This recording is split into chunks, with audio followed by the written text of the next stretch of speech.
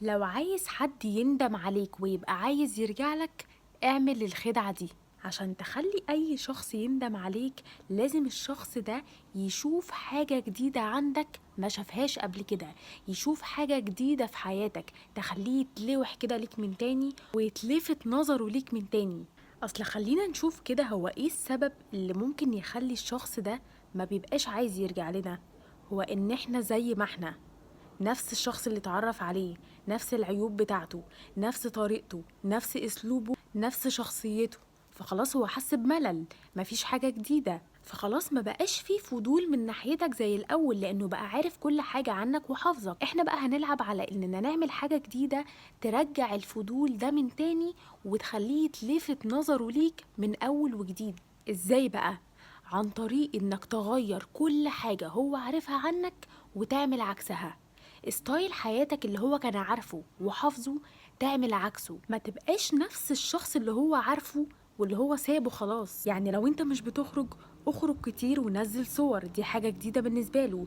لو انت شخص هادي خليك شخص اكتف كده وبتهزر وتضحك وتقعد مع ده وتتكلم مع ده.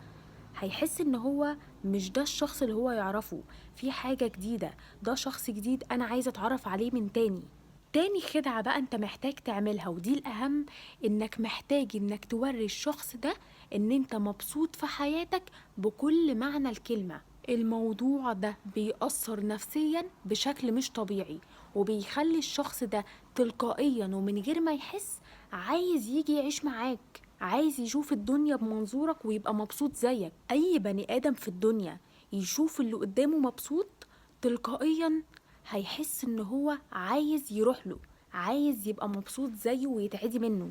الضحك والانبساط والإيجابية هم أكتر الأسرار اللي بتجذب الشخص اللي قدامك ليك. فالشخص اللي احنا بنتكلم عليه ده مهما كان حاصل ما بينكوا ايه، كل ان انت تكون مبسوط وهو شايفك مبسوط في حياتك ده هيخليه ان هو عايز يدخل حياتك. لكن لو لقاك مكتئب هيبعد عنك، هو هيدخل حياتك يتنكد.